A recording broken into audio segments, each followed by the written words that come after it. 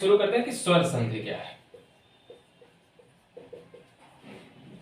स्वर संधि, जैसा कि मैंने बताया कि स्वरों के मेल से, दो स्वर के मेल से जो भी विकार उत्पन्न होगा वो क्या होगी, स्वर संधि होगी। अब स्वर संधि में हम सबसे पहले हमने 5 तरह का देखा, कौन कौन सी है। दीर्घ संधि है, ठीक है, गुण संधि है, वृद्धि संधि है, यण संधि है, आयादी है। अब इसमें हम सबसे पहले अगर देखें, पहली कौन सी है कि दीर्घ संधि है, ठीक है, दीर्घ संधि। अब जब दीर्घ संधि की बात करते हैं तो बहुत सिंपल सी परिभाषा मैं आपको बताऊंगा कि दीर्घ संधि है क्या। एक्चुअली दीर्घ संधि में सिर्फ इतना हमको ध्यान रखना है कि जब भी सवर्ण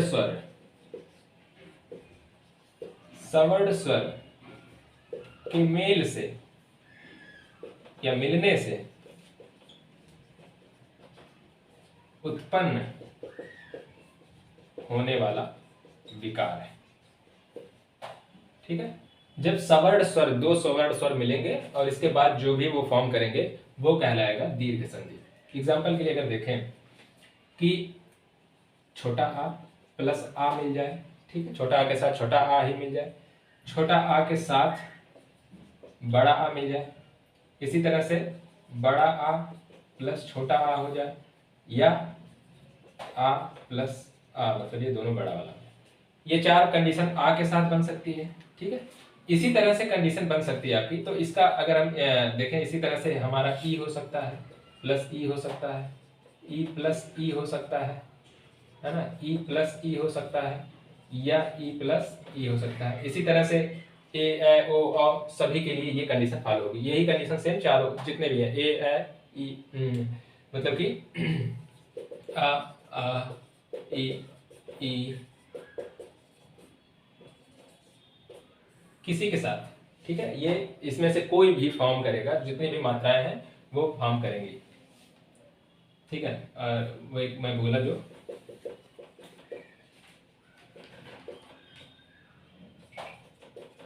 ठीक है, ये सारी मात्राएं।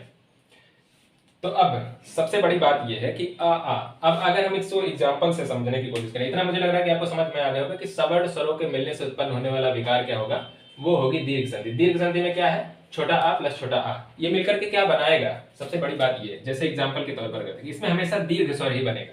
छोटा आ मिलकर के क्या बनाएगा, बड़ा आ बनेगा। इसी तरह से छोटा आ पर बड़ा आ मिल जाए तब भी क्या बनेगा, बड़ा आ ही बनेगा। मतलब ये चारों के चारों किसी भी फॉर्म में आए, चाहे आगे आए चाहे पीछे आए, आ की मात्रा चाहे वो छोटा हो चाहे वो बड़ा हो, वो मिला करके फाइनली आ में ही बदलेगा, मतलब बड़े में, दीर्घ, इसीलिए कहा जाता है इसको दीर्घ संधि। इसी तरह से इसमें अगर आप देखोगे तो इसमें भी ये बदल करके किस में जाएगा, बड़ी ई में ही बदलेगा। कोई भी फॉर्मेशन आए किसी भी शब्द में, आप देखेंगे संधि में, जब भी आप देखेंगे कि जैसे अगर आपको दिखाए, इसका एक एग्जाम्पल अगर जैसे आपने अभी देखा था एग्जाम्पल की विद्यालय, तो आपने देखा था विद्यालय का संधि विच्छेद जो होता है विद्या धन आलय होता है। आपने देखा यहाँ पर भी बड़ा आ है, यहाँ पर भी बड़ा आ है, और दोनों मिलकर के क्या बन रहा है, ये देखो ये फॉर्मेशन इसमें से उठा रहा है और क्या बन रहा है, वो बड़ा आ ही बन रहा है। तो ये क्या हो जाएगा, फाइनली विद्यालय हो जाएगा। क्या बनेगा फाइनली, फाइनली आपका बनेगा विद्यालय, ठीक है।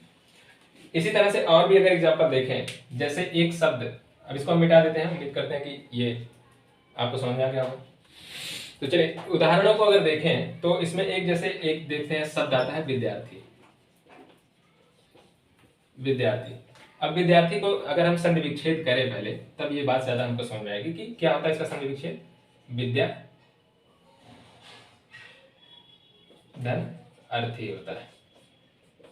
यहाँ पे आप देख सकते हैं कौन सा फॉर्मेशन बन रहा है, आपको ध्यान से देखने की जरूरत है कि यहाँ पे क्या है, बड़ा आ की मात्रा है, और यहाँ पर कौन सा है, छोटा आ की मात्रा है।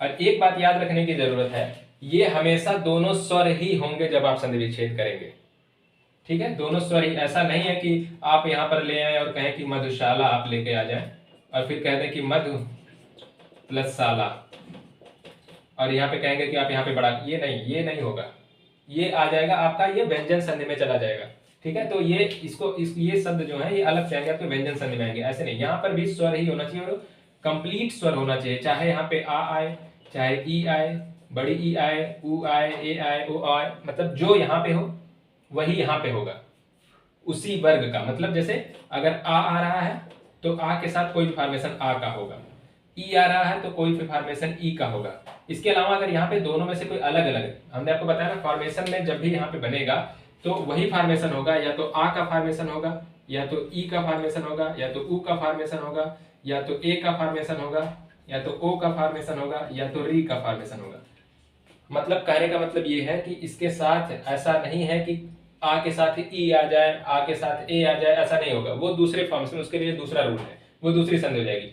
जब भी समान मात्रा या कहने की समान स्वर जो होंगे, सेम स्वर, बस वो छोटे बड़े मात्रा में हो सकते हैं, उनका अगर ग्रुप आ रहा है तो आपका ये कौन सी संधि बनेगी? हमेशा दीर्घ संधि बनेगी। जैसे एक एग्जांपल आपने देखा कि विद्यार्थी, इसी तरह से अगर आप दूसरा एग्जांपल अगर देखें विद्यार्थी के साथ, एक तो आपने विद्यालय भी देख लिया था, एक आपने विद्यार्थी देखा, और अगर आप एग्जांपल देखें तो जैसे एक आता है, एक एग्जांपल आपका आ जाएगा कि भानुदय, भानुदय, ठीक है, भानुदय एक शब्द है। अब अगर इसका संधि विच्छेद करेंगे तो इसका संधि विच्छेद क्या? एक्चुअली पहले मैं संधि विच्छेद लिखता हूं कि भान धन उदय, इसका क्या बनेगा? अब ज्यादा समझ में आएगा कि अब आप देखेंगे कि भान, यहाँ पे देखेंगे कि छोटा उ आया, सीधे सीधे छोटा उ आया, ठीक है, और यहाँ पर क्या आ रहा है? यहाँ पर भी छोटा उ आ रहा है। बनेगा क्या? ये दोनों मिलकर के क्या बनाएंगे? बड़ा उ बना देंगे। तो बड़ा उ की मात्रा यहाँ पे लगा देंगे आप सीधे, भानु, तो ये क्या बन जाएगा? भानुदय। इस तरह से मेरा कहने का मतलब आप अब तक मुझे लग रहा है कि अब आप समझ गए होंगे कि ये हमेशा ये सेम ही होगा, ई होगा तो यहाँ भी ई होगा। ये छोटा बड़ा हो सकता है, ये भी हो सकता है, या तो ये बड़ा हो या तो ये दोनों बड़े हो, इसमें परिवर्तन हो सकता है। लेकिन इसके साथ आप ये कहें कि ऊ के साथ ऐसा कोई और दूसरा स्वर नहीं आएगा जिसमें से आप, इसमें से और कोई नहीं आएगा। आ आएगा तो आ के साथ यही आएगा, ई के साथ यही आएगा, ऊ के साथ यही आएगा, इसी तरह से री के साथ री ही आएगा, ए के साथ ये वाला ग्रुप आएगा, औ के साथ ओ के साथ ये ग्रुप आएगा, ठीक है। अब ये हमको लग रहा है कि आपको क्लियर हो गया होगा। और एग्जांपल एक आध अगर देखें तो जैसे री के लिए अगर एग्जांपल आप देखें तो एक होता है पितृ धन ऋण, तो यहाँ पे भी है री, यहाँ पे भी है री, री प्लस री, और ये बिना के बनाएगा क्या? री बनाएगा, ठीक है, री बनाएगा तो इसको क्या लगाएंगे? पितृण, ठीक है, तो ये पितृण हो जाएगा, ठीक है। अगर आपको कहीं भी कोई कंफ्यूजन होगा तो आप कमेंट बॉक्स में लिख सकते हैं, उसको बाद में आपके सवालों का जवाब जरूर दिया जाएगा। तो पितृण। इसी तरह से अगर एक और एग्जांपल अगर देखना चाहें तो देख सकते हैं कि पृथ्वी धन ईश, पृथ्वी धन ईश। जब आप इसको देखते हैं कि पृथ्वी धन ईश, अगर आप पृथ्वी धन ईश को देखें तो ये क्या है? ये बड़ी ई की मात्रा है, ठीक है, आप ऐसे लिख लीजिए, ऐसे सिंपल से लिखिए कि ये वहां पे बड़ी की मात्रा है, यहाँ पे भी बड़ी की मात्रा है, तो ये दोनों मिला करके क्या बनाएगा? बड़ी ई की मात्रा ही बनेगी, तो वो क्या लगेगा? पृथ्वी, पृथ्वीश, ठीक है, तो वो हो जाएगा पृथ्वीश।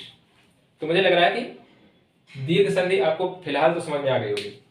अब हम अगली संधि की तरफ बढ़ते हैं, और इसके और भी एग्जाम्पल हम कराएंगे बाद में। जितने भी अभी तक के सवाल पूछे गए हैं वो अगले वीडियो में आपको मिलेंगे सारे, वो उसमें जब हम प्रैक्टिस सेशन करेंगे तो हमें उम्मीद है कि उस वक्त आपका जितना भी डाउट होगा वो सारा क्लियर हो जाएगा। तो चलिए आगे की तरफ बढ़ते हैं।